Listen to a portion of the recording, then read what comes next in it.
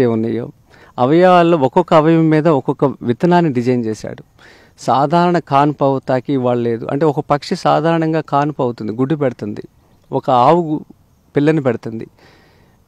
ఇక్కడ ఎక్కడ సిజరన్ లేదు. మనిషికి సిజరన్ ఏంటండి? ఇదేం డెవలప్మెంట్ చెప్పండి. 25 ఏళ్ళు ఏ పంటను వేసినా దాని ప్రభావం లివర్ మీద, బ్రెయిన్ మీద క్యాన్సర్ రావడానికి ఉపయోగపడుతుందండి. అంత భయంకరమైన కలుపు మందులు మనం వాడేస్తున్నాం. కారణం ఏంటంటే ఇంత భారతదేశంలో ఇంత జనాభా ఉండి కలుపు తీయటానికి మనుషులు లేనండి. మానవ వనరులు అద్భుతంగా ఉంది భారతదేశంలో. కానీ ఈ ప్రభుత్వ పథకాలు రైతుకి అనుసంధానం చేసి 300 రూపాయలు ఇస్తున్న ఈ పథకంని రైతుకి 150 ఇవ్వాలి, ప్రభుత్వం 150 ఇవ్వాలి. అప్పుడు రైతు 8 గంటలు దగ్గరుండి పనిచేస్తాడు, సంతకం పెట్టాల్సింది ఆయనే కాబట్టి. ఈ విధంగా ఒకవైపు వెళ్లకుండా రైతుకి అనుసంధానం చేస్తే అక్కడ పని జరుగుద్దండి, ఉత్పత్తి బయటకు వస్తుంది. ఆవులు కూడా గర్భం వదిలేసిన ఈ మధ్యన తిండి వల్ల చెప్పండి అది ఒకసారి. గ్రామాల్లో ఈ మినువుకి ఎక్కువ వాడుతున్నారు కలుపు మందు. ఆ మినువు కాడ తిన్న పశువులు 3-4 నెలలు గర్భం వదిలేస్తున్నాయండి. డాక్టర్ చెప్తాడు మీరు ఇడ్లీ తింటే మంచిదండి అని. రైటే, కానీ దానికి వాడే మూలాల్లో రైతులు ఏం చేసి పండిస్తున్నారు అనేది డాక్టర్కి తెలియదు. డాక్టర్ చెప్తే వేదం కాబట్టి ఆ ఇడ్లీ తింటున్నారు. ఆరోగ్యవంతుడు అనారోగ్యవంతుడు ఇద్దరు కూడా ఇడ్లీ తినొచ్చు అంటారండి. నిజానికి మంచిది, దాంట్లో ఆయిల్ లేదు. కానీ ఇప్పుడు ఉన్న మినపప్పు డేంజర్ అయిపోయింది. ఇప్పుడు మినపప్పు తింటే క్యాన్సర్ వస్తుంది, ఆ ఇడ్లీ తింటే క్యాన్సర్ వస్తుంది. మీరు ఆంధ్రప్రదేశ్ తెలంగాణలో ఏ హోటల్కి వెళ్ళినా ఇడ్లీ దొరుకుద్దండి, కానీ ఆ ఇడ్లీలో ఉన్న విషయం ఇది వాళ్ళ. అందుకని ఇప్పుడు ఆ కలుపు మందు వాడకుండా పంటలు పండించుకునే దానికి పాలేకర విధానం చాలా సులువైందండి. కాన్పు అవుతానికి ఒక బియ్యం ఉందండి. ఇంతకీ అమ్మాయి కన్సీవ్ అయినాక ఆ బియ్యం పెడితే మా దగ్గర 20 మంది పిల్లలు పుట్టారు. వాళ్ళ నా వ్యవసాయ క్షేత్రంలో పనిచేసే మొత్తం నా పొలంలో పనిచేసే 120 మంది ఉన్నారు.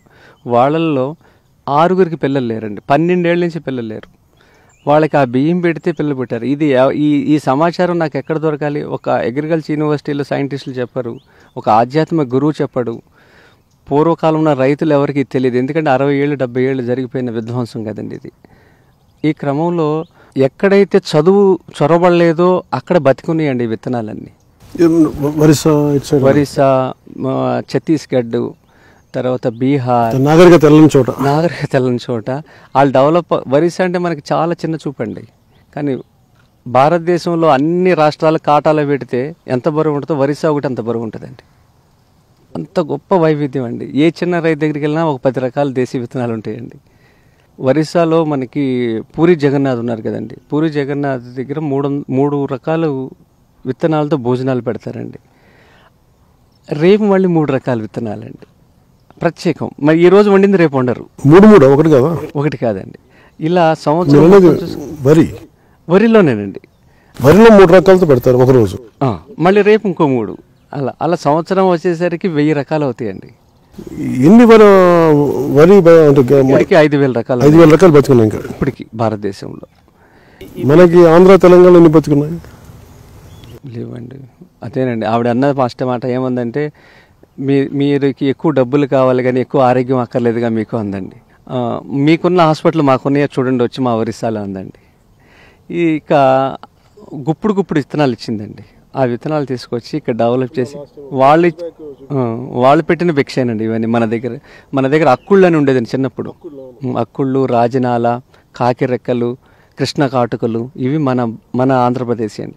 కానీ ఏది అట్టి పెట్టుకోలేదండి. అంటే జరిగిన పరిణామం ఏంటంటే అధిక దిగుబడి అనే వైపు అందరూ ఆస్తి వెళ్ళిపోయారు, కానీ ఇది తింటే ఎంత అధిక ఆరోగ్యం అనేది ఎవరు ఆలోచించలేదండి. మనకున్న భారతదేశంలో పండగలు తీసుకున్నా కూడా పంటలు తీసుకున్నా పంటలను బట్టే పండగలు వచ్చినాయండి ఎక్కడ చూసినా కూడా. అంటే విడిగా దాన్ని మనం చూడలేమండి. కల్చరు అగ్రికల్చర్ 2 ఒకటేనండి చూస్తే. అది మనం వినాయక చవితి ఒకటి తీసుకుంటే మొదటి పండుగ అండి మనకి. వినాయక చవితి పండుగలు స్టార్ట్ అవుతాయి మనకి శ్రీరామనవమి వరకు. ఈ వినాయక చవితి అనేది ప్రతి సంవత్సరం ప్రతి గ్రామంలో చేసుకునే పండుగ అండి. ప్లాస్టర్ ఆఫ్ ప్యారిస్ విగ్రహంతో లేని వస్తువుని తీసుకెళ్లి చెరువులో కలుపుతున్నారండి. ఈ మట్టితో తయారు చేసే విగ్రహం నేర్పిస్తే ఉపాధి. దీనికి మన శిక్షణా తరగతులు ఇస్తేనండి స్థానిక కుమ్మరులకి తయారు చేసే వాళ్ళకి భరోసా ఇస్తే స్థానిక చెరువు బాగుపడుతుందండి, స్థానిక కళాకారుడు బాగుపడతాడు. కాకతీయులు చెక్కిన శిల్ప ఏదైతే ఉందో కాకతీయుల కోట ప్రపంచంలో నెంబర్ 1 అండి. అది ఒక కఠినమైన రాయి అండి. అది చాలా శిల్పి సృజనతో పాటు ఆరోగ్యవంతుడు అయితేనే ఆ మొండి రాయిని కొట్టగలుగుతాడు. చాలా బలంగా. అంటే కాకతీయులు చేసిన పని ఏంటంటే ముందు చెరువులు తవ్వించారు, మూలాలకు వెళ్ళి పనిచేశారు. చెరువుల ద్వారా పంటలు పండుతాయి. పంటలు పండితే మంచి ఆహారం తింటే మంచి కళ నైపుణ్యం వస్తుంది, సృజన వస్తుంది అని ఆలోచించారు.